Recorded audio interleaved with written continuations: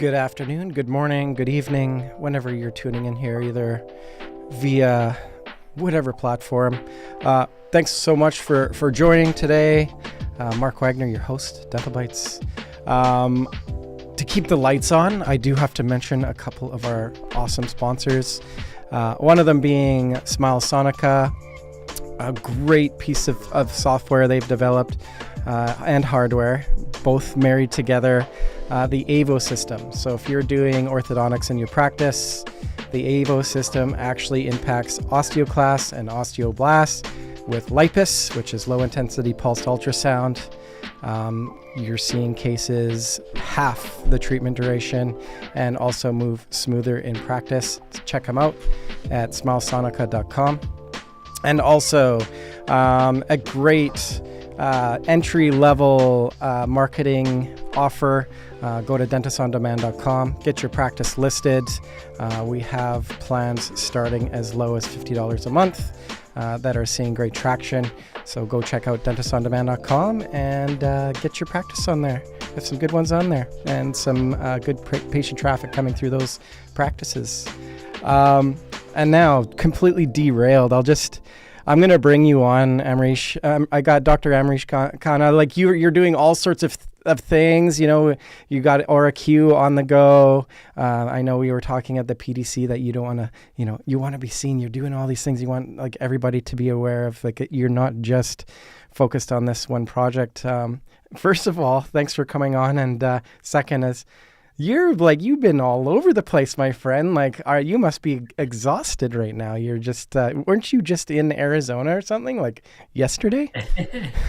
Well, it's thank you. First of all, Mark, for having me on your podcast. Really appreciate it. It's a pleasure to finally get connected here together on this, because I know we've been wanting to do this for a while. So yeah. Thanks for having me as a guest. I'd say I love dentistry and all things in dentistry. So I'm doing a lot of things in dentistry. And, from spanning an AI technology company to OraQ to an education platform, Adept Dental Education, and just, in and out of so much stuff, right? And so, travel's been crazy lately. So definitely when we met one another last week at PDC, I was in 10 days, 3 countries and all around the world. So I was between the US, Europe, and then back to Canada all in 10 days to run through it there. So so it was a busy week. That's for sure. Are you gaining some traction? Like have these events been, have they been good for you? Yeah, definitely. I was very excited about PDC this year. This is my 3rd year attending PDC and really promoting what we've been doing with AI and dentistry and OraQ. Started 2 years ago, just kind of walking the floor, meeting people in meetings and that kind of thing. And then last year we had a booth, 2 booths last year, our own, and then became partners also with Patterson Dental Canada. So we were inside their booth, and, a lot of cool conversations, people interested about what's happening in AI and dentistry in that space. But, people were wanting to be educated about it. Right. And then this year we showed up and I said, okay, you know what, sometimes, people are still trying to learn what this is all about. That's what we're here to tell them about. But we had a ton of interest and a ton of quality conversations and walked away with some solid leads. So I was pumped. So it was a great couple of days out there. Yeah, then like being on the back of the Patterson booth too, like you're on just main alley there where you have the dental corps and then 123 and the big distributors. Like it was very busy this year. I felt it was a good show. Yeah, I agree too. So I think there was some conversation around, was it less attendance this year than last year? But I mean, I felt like it was busy. Right. Mm-hmm. And sometimes it's, it's less about the number of people, but the quality of the people in the conversations, right? 100%. You get a lot of, and it's just no knock to anybody, like the people floating around the floor, it depends on if it's like the team members or, for a vendor to spend the amount of money to get onto the floor, you really want to see that ROI and have some of those decision makers in the practice come and have those in-depth conversations, especially with a software like or an AI, and we can dive into it here in a sec, like OraQ. There's a bit of an education there. Like it's awesome when you get to spend the time with people, especially face to face, right? It's tough to convey all this stuff digitally here, and here we are on a podcast. But just having one-on-one is always the best, and then always connecting with everybody too, like the networking aspect and seeing people that you really sometimes some of those folks you saw them at the last PDC. It's we're all in this battle here. Let's reverse a little bit in time here, Amreesh. Where did this whole spirit start for you? Did it start before dentistry? Did it, let's hear a little bit about your roots and like where did you grow up? And we'll start there and see where this goes. Sure, sounds good. Yeah, so I'm a born in Canada. Calgary is my home, so that's where I was born and raised, and still here in Calgary. I think when you ask where did my entrepreneurial buzz come from, I'd say, I have to attribute that one to my dad. He was definitely very excited and interested about always, doing something outside of just the day to day, whether that was investing in something or starting something up or doing this and that. So, I think that buzz, I definitely caught on with it, and it became a part of my life without me knowing it over the years and growing up. Got into into dental school at the University of Alberta. I always had a keen interest in healthcare. Really was interested in medicine, dentistry, and dentistry was the choice that I made because it afforded a bit more autonomy and the ability to own a business if I wanted to, differently than medicine provides, right? And so that's one of the reasons that I even went down that route. So did my dental school at University of Alberta, really dove into surgery, was what I really loved from clinical practice side of things. So I did a general practice residency after that out in New York. So I lived out in the Big Apple. What a great city! Right? Oh, I love New York. Is awesome. Sorry, I just had to jump in. It definitely is. And when I was like 23, 24 years old, living out there, it was such a cool experience, right? There's so much to explore in that city. Yeah. Anyways, cool. Totally. So New York. Where did you go from New York? So then New York, back to Canada, and back to Calgary again too. So I was always thinking about, what did I want to do? My mentor from the U of A, who was the head of oral surgery, said, go do a GPR, see what it's like. The good thing about in Canada is it's not saturated with, tons of specialty providers everywhere. If you like doing that as a GP, you can do it as a GP. If you like a little bit of everything, you can keep doing a little bit of everything. If you don't like a little bit of everything, then go specialize, right? And so Monty was a big program heavy on dental implants, sedation, wisdom teeth extraction, all that kind of stuff. So that's what I loved. I came back and said, let me find my way to carve out a way of doing that as a GP. And I started working at multiple practices, introducing implants, IV sedation, wisdom teeth, bone grafting, tissue grafting, all that kind of stuff to different practices where they might have been, referring the bulk of that out before. So that's how I started my clinical journey. Awesome. And you like have brick and mortar practice now, right? Yeah. So I guess to tap into sort of how I then pivoted into owning practices. So about 5 years into me being an associate, through that journey, met my wife, who's also a dentist. My brother graduated as a dentist, and we said, let's, buy a practice together. So we bought a practice in 2012 from a retiring doc, just, in Beltline, Calgary. And had a very interesting initial journey of entrepreneurship, where 1 year into owning that practice, right, the 100-year flood hit Calgary, right? And so our practice was in the middle of that, and we actually, literally watching the water rise, the embodiment of my hard work, investment, my future, all these things kind of washing away before my eyes, right? So moment that was very humbling, that even describing it still today doesn't quite capture it, but something that I'll never forget. But it really set me on a different path. Like, that's the cool thing about that, is I got to say, I look back now and see that, it really forced me, of course, to think about resilience and growth in a different way. And I, had to, roll up my sleeves and put my belt and suspenders on to understand the business of dentistry. So I really started to dive deep into everything business at that point. And so understanding, joined a big business development coaching and mentorship group called Tech Canada, and did additional certifications on, everything financials. I call myself a data junkie. I loved all the Yeah. numbers, and I said, well, I got to learn the ins and outs of everything from P&Ls, cash flow statements, balance sheets, and so on. Did a leadership program called the Inner MBA on socially conscious leadership through NYU. And then that's kind of when I started moving to the other things that you were sharing in the intro thereafter. Well, I mean, the it happens for a reason. Is it's not fun, but somebody like yourself, and like how many of your colleagues out there are great at what they do chairside, but the whole business aspect of things, it's a tough wearing all those hats, right? Like there's a lot of moving parts to a practice, isn't there?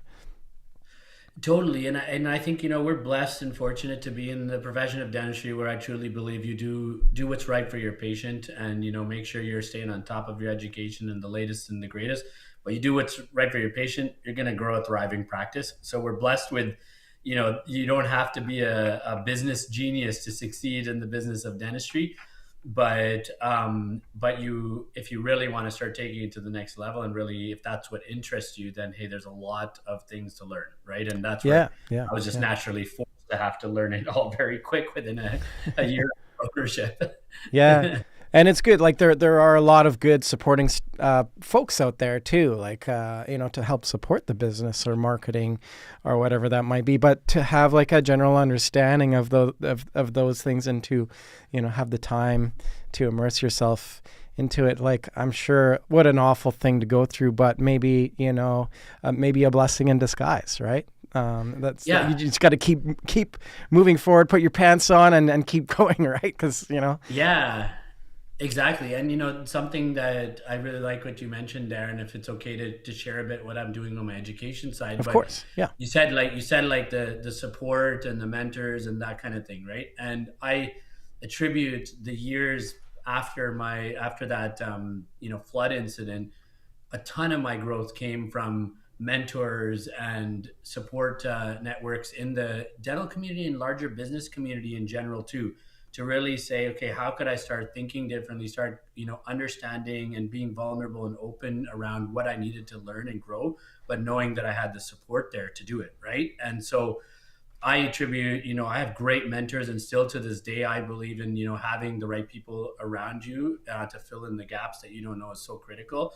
So even through my journey with OraQ and, all of this, I've had business coaches, mentors and advisors that are part of that, right? So, Yeah. so it's something on my education platform, Adept Dental Education. I've really created what I call the Limitless Mastership Program that takes kind of this way. And how can you be limitless with whatever it is you're trying to do and grow in your business or your life? But what I built and I wanted to bring to that was what I call your personal advisory board, Mm. because for me, these people who helped me through that journey were the sounding boards for me when I had those moments or those hard decisions where I'm like way in over my head on something, and I was like, I don't know what to do. But you can't always, you got to come across a certain way to your team sometimes, and you feel that pressure. Who do you have that you can ask the open, sometimes what we might say the stupid questions to, right? And be able to know that somebody's going to not judge you and give you some guidance because they've been through it in some way, right? So just thought I'd share that when you said it, because those are the people that helped me get through what I did, and Totally. something that I'm really trying to give back and find a way to do the same. So let's dive into that. Like what aspects, what key things as this whole platform supporting? Like, well, let's dive into it. Yeah, so my education platform is called Adept Dental Education, and really what my focus is around accelerating implementations of learning, and it's largely focused around clinical surgical procedures and then the business of dentistry. And just given my clinical and business background, it kind of stemmed from just organically with colleagues asking me and saying, "Hey, I want to place my first implant, or I'm trying to do this wisdom tooth case. Can you help me?" Or you know what, I'm an associate moving into wanting to own a practice, where I just bought my first practice. Like, how do I do this or that? Or I'm dealing with this HR issue, or I don't know how to do payroll. Or how do I look at my numbers? So just helping people over time, I was like, you know what, like there's definitely a need for this. And if there's a way that we can help clinicians, and, I can share the crazy experiences that I've gone through so they don't have to deal with these mistakes or the issues themselves. So that's how I founded it and said, like, you know what, let me create a program here. But the unique thing that I really focus on is one-to-one mentorship. So I'm really there working specifically with the doctor on their, what I call their personal, professional, and financial goals. So meeting them where they're at, aligning those three, I think, is what's really important, and driving your personal vision. I've got behind me here, like, inspire, influence, educate, my personal values, and really saying, like, how do we make what we do meaningful? Because I think depending on the time and journey that a listener, his listeners might be in the dental space, you know, at some point everything that we do can become a job, right? And Hmm. like, how do you keep igniting that interest and excitement about what you want to do? And it has to serve something personally. That's what I truly believe. Yeah. And so bringing those things together. So I meet them where they're at, really understand where they're at today, where do they want to grow, and why. And then let's create a cool plan. So then if it's clinical, I'm in their hands-on chair side, we plan cases together, I'm holding their hand, mentoring them in that crazy grafting case or implant or wisdom tooth case, so they can feel confident. But really seeing the results is what drives me, is that these clinicians in 3 months, what they're doing, and I've spent the hundreds of thousands of dollars in these CE courses, and they're spending it too. But you come back and it's about how do you put it into practice when it's That, all on your shoulders. yeah, That's the like, hard part, right? and I've had this conversation so many times. Like, there's so many great courses and things to go to CE, but it's all about that Monday morning, isn't it? Like, and then having Exactly. having the team too involved in that new whatever that might be, whether it's technology or knowledge. It's difficult to roll out, isn't it? Absolutely, right. And its implementation, I think, is the hardest part of it all, right? And it's one thing to create a system and process in a great workshop and amazing lectures and courses that we go to, but you got to do it with your team and your patient, right? And I think Yeah. that's when the confidence that comes from seeing that you can do it then allows you to do what you learned in that big weekend course 10 times quicker, right? So Yeah, yeah. yeah. Are you finding that a lot of your colleagues are having a difficult time finding that purpose? Like, how much of it is as self discovery, especially like out of dental school, being green? You almost need to go back into school to learn all of the newest technology that's available.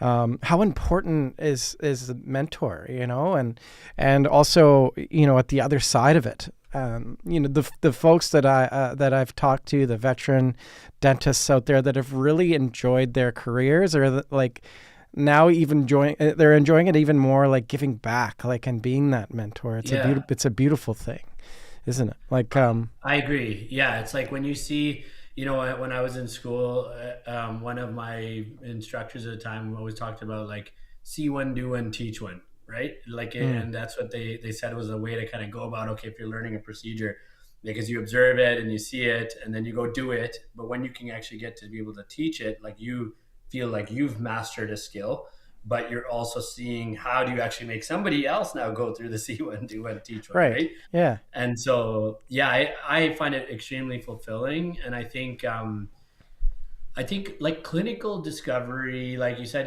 finding your purpose and that why, like, I think the clinical discovery journey, there's a lot of support out there for it, right? Like, there's amazing conferences, courses, study clubs, all these kind of things that will keep you on top of the latest and the greatest on something that you're really interested in clinically to provide care to your patients. But I don't think we talk often enough about the personal Yeah. why, Right. Yes. and that's the piece that I think a mentor is really important with, because even if I'm mentoring and working with some doctors and it's really about a clinical piece, like, your mentor is the one who challenges you with that, right? And that's what I do is like, okay, because I've been challenged, right? I've been Hmm. challenged to say, well, why did you create this? Why did you do that? Why are you going and getting another practice? Why are you creating a technology company? Like, what's going on here Are with you you, you're right? crazy, right? You're like a bit crazy. Yeah, exactly, exactly. And Yeah. and we believe whatever you believe inside our head. And one of That's right. my Yeah. coaches, she always says, like, I'm in the container, but she's not. She's outside the container, Yeah. observing and watching it all move and happen. And when you're so in it, it's hard to ask yourself those questions, right? Hmm. And Hmm. and explore it too. So having somebody you can truly trust, be honest, open, whatever that is about, shed a tear, whatever needs to Yeah. happen to really be able to have a real conversation. And I think that's where the biggest personal growth for me has come from, and what I hope to be able to give to others too. Well, and the confidence too, and coming out of your shell and becoming whatever that beautiful thing is that you're meant to be too, right? Like that's, I think part of the pursuit is that discovery of self too. Like, we all set off and have this sort of in the box idea of how it's all going to play out. But what a beautiful thing to have somebody that's kind of been through it, been in the trenches, to then offer that guidance. And I think the industry itself benefits from that whole setup, right? Like that is sort of the scientific method in a nutshell. Like we're going to progress, especially with all this new technology and workflow. If you're saving somebody the pain and the blood, sweat, and tears that you went through, and giving them the cheat code, if you will, like that's the pathway that I want to be on, Yeah, and I don't know, maybe I'll share something kind of on a personal level. I don't know if we're going too deep here, Mark, or not, but I like to go to those. I'm not like, if anybody knows me, like superficial conversation, you can only talk about the weather for so long before I am out. I like to get into the bits. So let's go. Well, so as I've began this whole journey now, some years ago into founding OraQ AI and this technology company, like I knew nothing about starting a technology startup. Like I'm a dentist. I'm a practicing dentist, business owner as a dentist, but I knew nothing about technology and AI in a tech startup world. So I got exposed to a lot of amazing opportunities to see leaders in the AI and technology space, people who are running, unicorn billion-dollar companies now, to leaders in like gurus in the AI space, whatever it might be. And they're on a panel or they're doing a lecture in front of me that I would find so inspiring.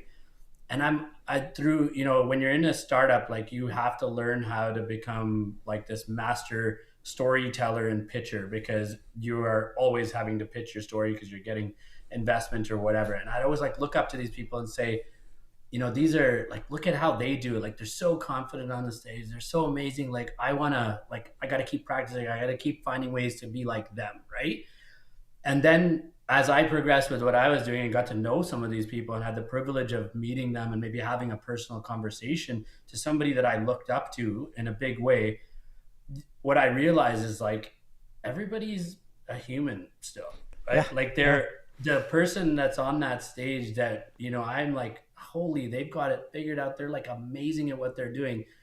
They're still like figuring stuff out. They're still nervous about getting on that stage too. Yeah. They're still like, like it's all these like little things that, at least me, I'd be like, wow, they're not feeling any of that. Like I'm nervous and I'm about to go do this and I'm taking this step that I don't know what I'm doing with and so on. Like, how do you get it all figured out? But then you just realize like at the end of the day, like it doesn't matter who people are, like we're still just human at our core. Right. Yeah. And I mean, when I started kind of realizing that, I think took a little pressure off of me in the sense that, this person that's on stage that I look up to and they're speaking to 2,000 people, they still get the jitters maybe before they're going up there, or they still got notes in their hand and they're not, doing it all verbatim or whatever too. So yeah. I don't know if I totally sidetracked that. No, and like that rings home. Like I did that. I ran around at the PDC interviewing all over the floor, and one of my favorites in the industry is Dr. Jan Jaffer, and he confessed to his social anxiety. Well, like now he's conquered that and gone up onto stages, and really, he related in the fact that like, hey, I'm just talking about something that I'm super passionate about, right? So that's where you dive into, and I think we all eventually we're all able to become the humans that we're going to become if we just kind of allow ourselves to flow into whatever that passion is going to be. I think if you have the luxury and the privilege to pursue these things, it's obviously not for the faintest of heart, and there's lots of sacrifice and risk. But the whole entrepreneurial thing, and that's why I went after it, is you don't have to you don't have to beat anybody else's drum, and you get to be creative and figure out your own path, Yeah. and then get into this position where you're on this level of collaboration with people. It's such high vibration, such high level stuff that it's such a beautiful thing, right? Especially, if you want to cause a positive impact, and you are one of those folks out there that are on that pursuit. It's so satisfying, isn't it? It's like you wake up, you're just that much more happier to get out of bed or travel all over the world like you're doing, right? You're chasing the tiger, or, you got the tiger by the tail, and it's a ton of fun. How much? Right. Yeah. I was just to say, yeah, and I love what you're sharing about Jan. Definitely somebody that's done amazing things too, and saying about how he's passionate about that. And I'd say that's the thing, because whatever we're doing that we're challenging ourselves with, it's that passion and that belief in whatever we're about to share or do or say or build or create or whatever it might be, that I think gets us up. And I'm sure you felt that you're doing all this amazing stuff too, where it's like some days like this is hard stuff, right? Yeah. And you're getting beat down, knocked down, whatever it is. But what gets you back up to be able to say, I need to share this again, or I need to find a way to solve this, or whatever it is. If you don't have that belief or that passion, I think you're not going to keep doing it, and you're not going to keep driving with it, right? Yeah, and I think the more you flourish and put yourself out there, the more people approach you. Like, hey, I saw you and having this conversation. This really connected with me, and I want to thank you. Like, having some of those conversations around on the PDC floor and through the network, it keeps me going. Like, it's you don't want to ever your work is you're just spinning your tires and you're not hitting the mark, or you're not making an impact. It's really neat to be in a position to make an impact. And then, surrounding yourself with other people that are also, doing their best to make an impact as well in positive ways. Honestly, through this pursuit, it's given me hope. And there's a lot of negative things that we can focus on that are happening around the planet right now.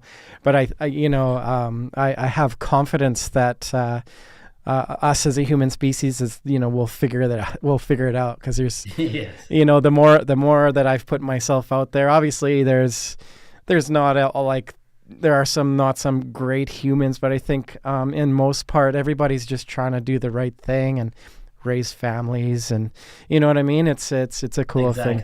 Yeah. And that energy is it's infectious, right? So totally. That's Yeah, awesome. yeah. And I can tell you're that guy, connected through our network. Everybody's like, oh, you got to meet this guy. I'm trying, I'm trying. He's just everywhere. So you got this education program going on. When did OraQ start? And I really want to dive into how, obviously we have other diagnostic AIs out there. How is it different? Yeah, absolutely. So, I mean, it's been an amazing journey being a part of, I think the introduction and advent and leading the way on AI in clinical dentistry. So, what we've built out at OraQ is we're a clinical intelligence platform that brings in different diagnostic clinical data sets into a one page, one click, what we call our wellness profile dashboard. And what we're there to do is we take all that data and give the clinician a very clear view on what this patient is sitting in our chair, and we call it a risk assessment. So we look at the patient in up to 7 key areas, help you understand right away, my patient's lying in my chair, what's their cavity risk, what's their gum health risk, what's going on in their bite, what should I dive deeper in to look at, so I know how do I evaluate that patient in a deeper way. And then most importantly, how do I communicate it in a way together with the patient through a co-discovery approach so they understand? And it really comes down to the simplicity of, are you in the green, yellow, or red? Nobody wants to be in the yellow or red. So, hey, let's have a conversation on how do we get you healthier, right? Mm-hmm. Let's dive into this. How unavoidable, is AI? It is, sneaking its way into every aspect of our lives. How impactful is it to have these data sets? And obviously these, the more we dive into these different models, whether that's to generate visuals or, write an email, The further along we get with these tools, the stronger they become. To Yeah. the point where, I think, especially, we can dive into the diagnostic side of things. Like, how quickly will this stuff become just standard practice? Well, so technically, what a solution like OraQ is called is what's called a clinical decision support system. Hmm. Okay, and so what we're trying to do with that is how do we optimize the value of a patient interaction where it matters the most? And so we're not here to replace a clinician, but you're here to help them make better decisions so they can do the right care at the right time for the right reasons, right? And if we can do that and automate, optimize tasks rather than us having to look here, look there, go find it. Do I even have the time to go look into the other system? Do I forget that something today? I'm still human, right? Is a system like OraQ is to bring all that in a standardized way that drives consistency and clarity around patient evaluation, right? So I think to your question about like where is AI and how deeply is this going to be intertwined into our future? I mean, as you said, it's here in our lives in every single way now, and I think how it's going to be part of healthcare definitely go forward is it is here. It's here to stay.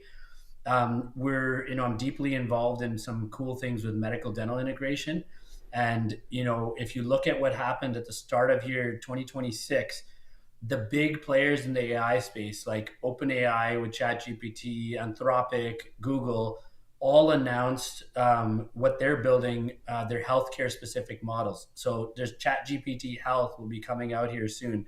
And on OpenAI stated over 230 million people input a medical health related question into ChatGPT weekly. Like Weekly. that's Yeah. insane, Yeah. Yeah. Yeah. Yeah. right? That's Yep. insane. So Yep. so, here I'm on the world to solve that for dental. I'm going to be your dental chat GPT of that world, right? Yeah. But it's just showing you how we're interacting, how we're starting to look at incorporating those tools into everything that we make a decision about our own health. So, hey, as a healthcare practitioners, we better be incorporating these tools to make sure we're using the right information to decide on the patient's health as well, too, right? Yeah, yeah, yeah, yeah. And honestly, we can travel down the whole diagnostic side too. Like, I'm thinking, a magical best case, and it's maybe not magical. It's a reality now. Is you have an AI looking at a CT scan, or and circling like a cancer that might have been missed or something along those lines, and just vastly improving people's probability to overcome things like cancers and things like that. It's that's what a time to live, isn't it? Like you know Totally is. I'm an 80s, born in the 80s. You look a little bit younger than me, but Born in like, the 80s too, my friend. Yeah. there you go. Yeah. So like you and I, like, if we take a look at sort of just like the music industry and how we consumed music from, cassette tapes, recording. I Yeah. remember sitting around and recording songs that I liked off the radio, to now like having these things that are like, they're a little bit of a disease. But how incredible is it to have like the full extent of humans' music library at the touch of my fingertips on my phone, that I can like wire into my glasses here. Like, it's so wild. Like, with your conversations with OraQ, like, what's sort of what do you think the gap in understanding? What are the sort of the misconceptions with these conversations that you're driving in? What's sort of the normal ones that come up? Like with dentists or other clinicians trying to look at how to use an AI tool today like this in Correct. clinical Yeah. use. Yeah. What are you seeing? Like, what are some sort of like some voids in understanding? So I think what I see here is I think everybody's kind of wrapping their heads around now. Like this is AI in some way, shape, or form is going to be touching every part of our life, right? I think call it a year ago, we would have still been saying, okay, how do we get people to understand that that's going to be a part of it? But that's come a long way with just tools like ChatGPT, right? Yeah. But I think from a clinical perspective, the what I really focus on when educating what's happening in the AI in medical and dental space is around understanding how to work with an AI tool first, because at the end of the day, it's all about the data, right? And so we got to look at the right information. The system needs to be able to capture the right information to be able to give you the best output of whatever it is you're trying to do, whether that be from an image, whether it be from patient records, et cetera, et cetera. So you have to know how to work with it and understand the limitations today of what happens with a term we call data interoperability. Mm. Because sometimes the expectation from, I think, clinicians today is, well, that thing should just be doing everything for me, and it should just be a button inside every one of my systems. And why doesn't it touch this thing? And why can you not get that? And why can you not get that? Mm-hmm. Of course, if I put my clinician hat on, I want it to be like that too, right? But as a builder of a company in that space, the amount of headaches that a company like us goes through to have to build integrations with various sources. So we're pulling in data from your dental practice management system, like your Dentrix or ClearDent or whatever. We're pulling in information here now soon from intraoral scans, so 3D scans, from X-ray AI. We're also one of the first dental companies connected to an Epic, one of the largest medical record systems in North America. But to get there, the amount of work companies like us have to do to be able to connect all those dots. So now we're connected to now be able to say, hey, can you just put us in as a button somewhere? There's a commercial business side of that too, right? These other systems are like, hold on, what are you doing?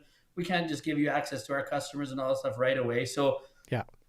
I want this to happen like tomorrow, but there's a process to get through that. And then the other piece is understanding regulatory, privacy, security, right? Yeah. So if I'm going to navigate and work with a system like this, especially with patient privacy information, this is a very high level of secure private information that we need to be navigating.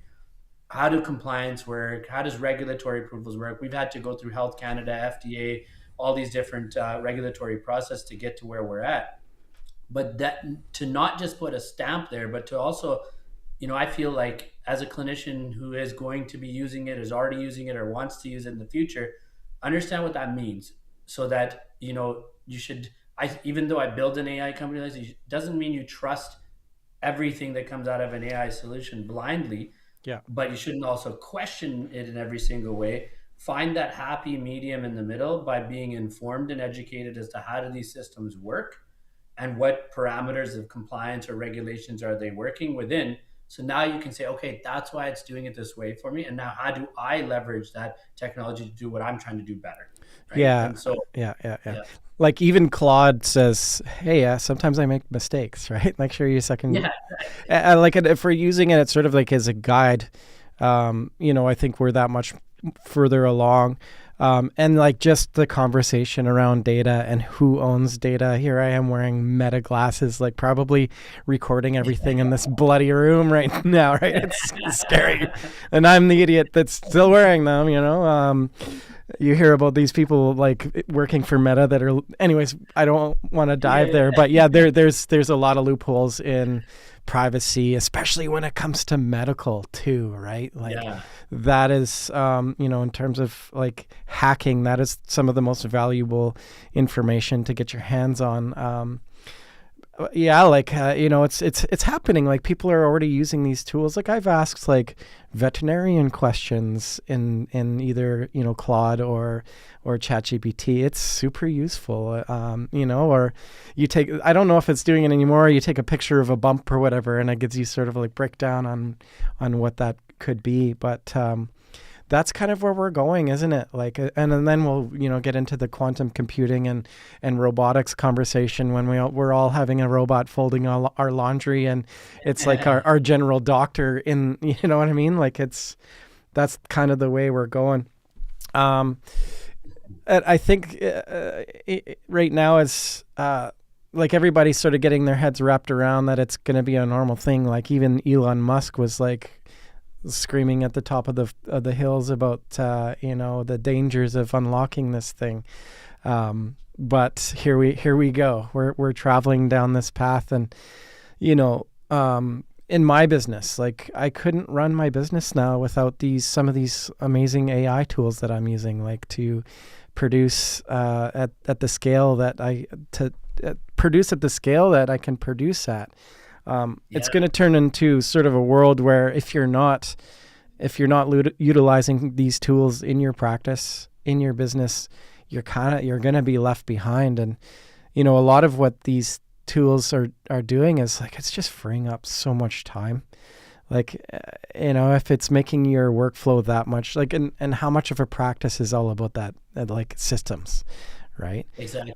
Like, Yeah. in your education, how much do you dive into dialing up, like, and buttoning down systems, right? It's crazy. Like, sometimes that makes or breaks a practice. If we're opening up these like opportunities to do more dentistry while these systems are doing their thing in the background, like how much better can the folks in this industry sleep at night?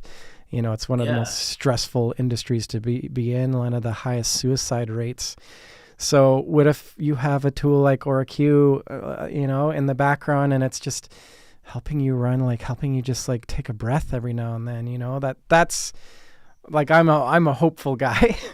You don't want Yeah. these people to use these tools for anything sort of malicious, but we're seeing some beautiful things happening, and I will always remain hopeful until like that becomes like, maybe, my business is underwater, but like we always like, like think, you are like a product of that story of we just keep moving forward, right? Like, that's Absolutely. And I think, that's like all we you can do. said Yeah.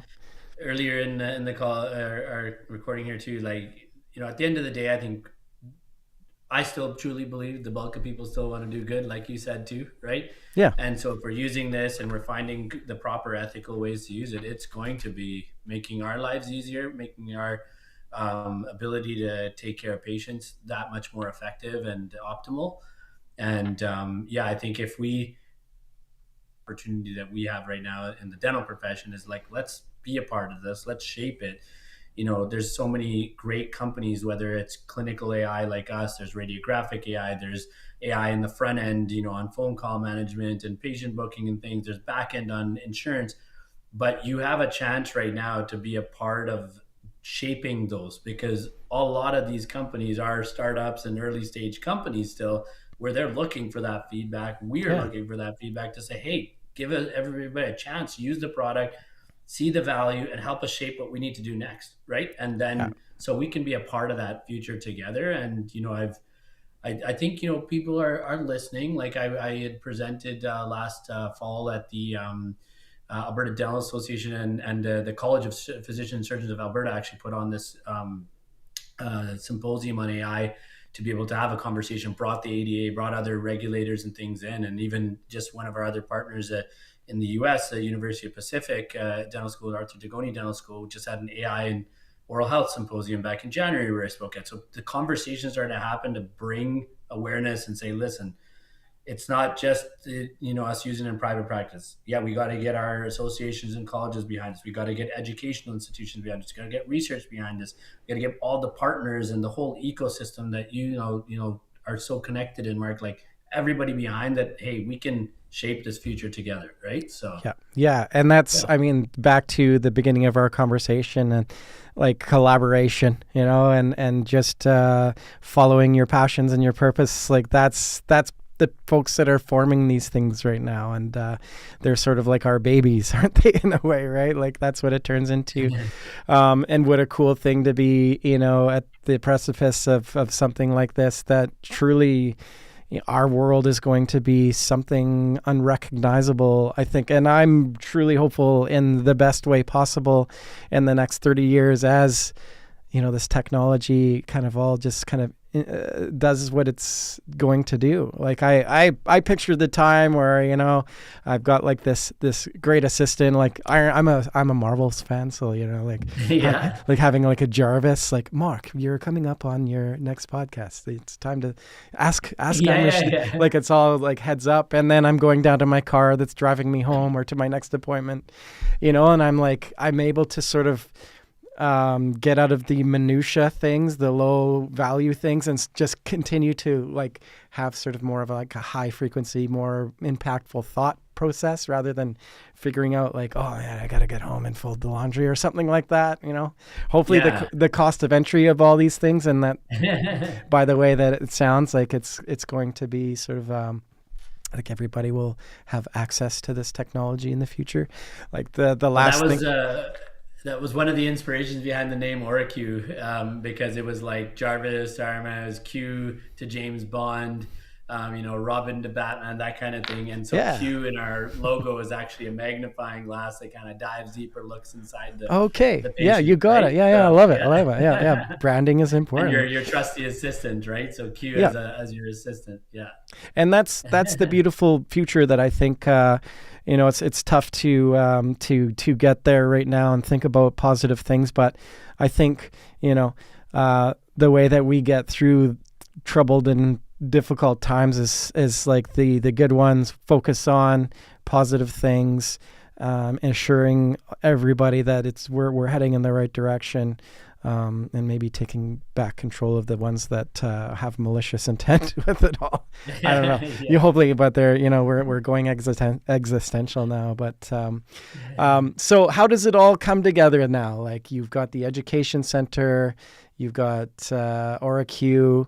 How do you see sort of the future in Amrish world, like kind of all just melding together into this beautiful singular entity? I mean, at the end of the day, all of these things are focused around us driving better care for our patients and loving what we do day in, day out in the field of dentistry, right? Like that's what I love and that's what I'm passionate about.